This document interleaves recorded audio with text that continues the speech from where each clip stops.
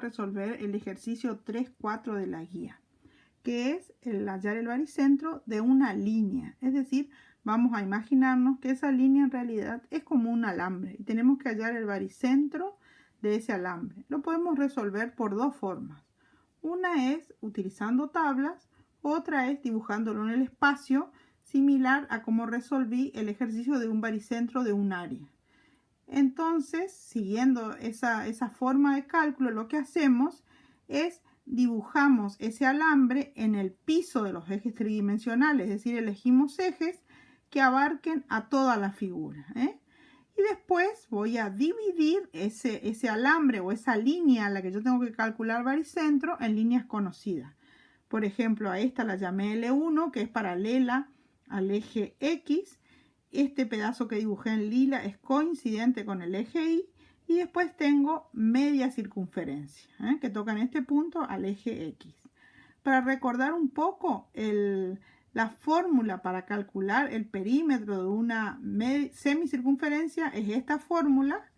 Y esta es la ubicación donde se encuentra el baricentro de una semicircunferencia. Esta fórmula se encuentra en tablas o bien se la deduce a partir del teorema de Goulding-Pappus.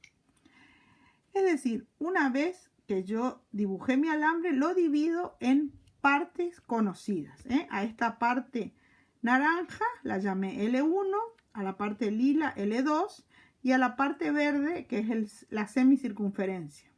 Ubico en este caso con fuerzas todas dirigidas hacia abajo, porque es un alambre. O sea, todas las L1 se van a sumar, a diferencia, si ustedes se acuerdan, cuando yo hago el cálculo de baricentro de áreas, donde las áreas llenas van dirigidas con fuerzas hacia abajo y las huecas iban representadas por fuerzas hacia arriba.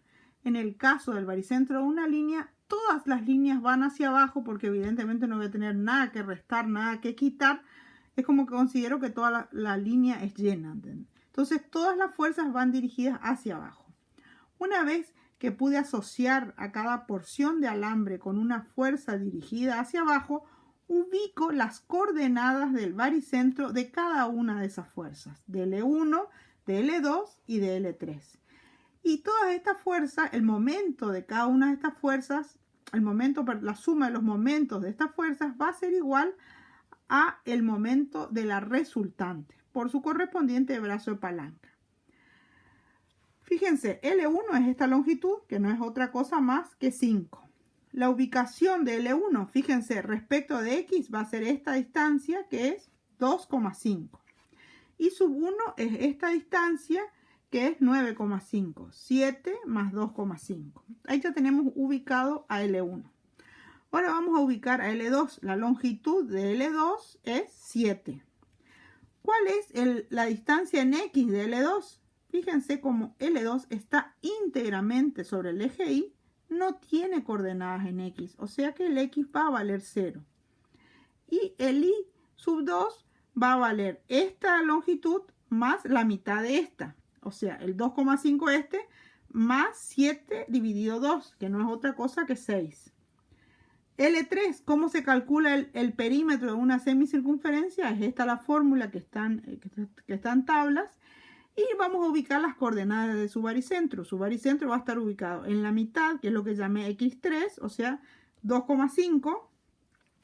Y la distancia a la que se encuentra respecto del eje Y va a ser, fíjense, esta distancia. Que justo acá, la marqué acá, fíjense. Esta va a ser la distancia Y sub 3. Fíjense que a mí por tabla yo sé que la distancia que hay desde su diámetro a la ubicación del baricentro es lo que me da la tabla, que no es más que esta fórmula. Pero esta distancia en realidad no es la que yo estoy buscando. Yo estoy buscando la distancia que hay desde el baricentro al eje de referencia. Esta distancia. ¿Y cómo es esta distancia? Esta distancia no es otra cosa más que al radio le resto este pedacito y voy a tener esta distancia. O sea, a todo el radio le resto esto que yo sé por tabla y me va a dar la distancia que yo estoy necesitando. Muchas veces los alumnos cometen un error al querer aplicar directamente la fórmula de esta. Pero yo tengo que mirar mis distancias a los ejes de referencia que yo elegí. Ahora estamos en condiciones de plantear las ecuaciones. Fíjense, me faltó algo más. Voy a calcular la resultante de este sistema de fuerzas, que no es otra cosa más que L1 más L2 más L3. Esa resultante va a estar ubicada a distancias tanto de X y de Y, que son los valores que yo quiero conocer. Fíjense, ahora respecto a la convención que voy a elegir al giro de las fuerzas respecto de esos ejes. Yo puedo elegir cualquier convención.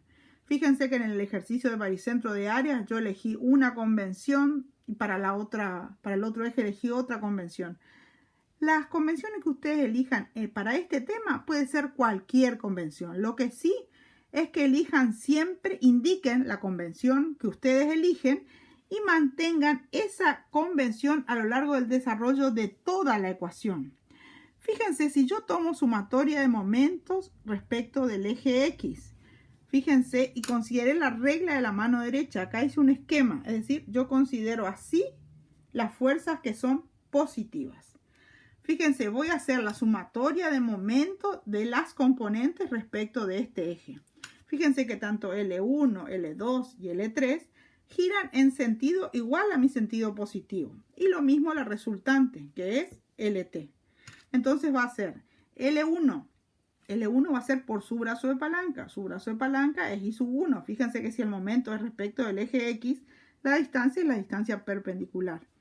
Entonces va a ser L1 por ese brazo de palanca, L2 por su brazo de palanca, L3 por su brazo de palanca, y va a ser igual al momento de la resultante por su brazo de palanca que no conozco.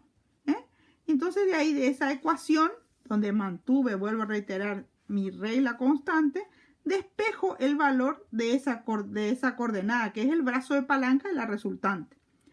Idéntico razonamiento hago respecto del eje Y. Fíjense, ahí consideré la regla de la mano derecha de vuelta. Ahí está el dibujito, lo que considero positivo.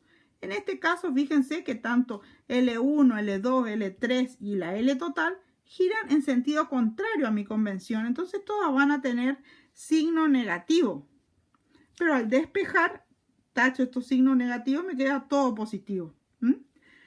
Fíjense, acá lo mismo hago cómo gira L1 respecto al eje Y. L1 por su brazo de palanca, L2 por su brazo de palanca, que no va a tener brazo de palanca porque pasa por el eje, L3 y su brazo de palanca, y eso va a ser igual a el momento generado por la resultante y por esa distancia que yo no conozco. Planteo mi ecuación y despejo ese valor. Una vez que despejé, puedo decir que las coordenadas del baricentro de este alambre está a 1,62 y a 4,86. Importante esto cuando voy a ubicar el baricentro, porque esto es una parte de un ejercicio, después se complica un poco más, es ubicar el baricentro. Fíjense, 1,62 es la distancia en X, es decir, mido en X. Este va a ser así 1,62 y el otro medio así va a ser 4,86 y indico dónde está aplicada mi fuerza resultante.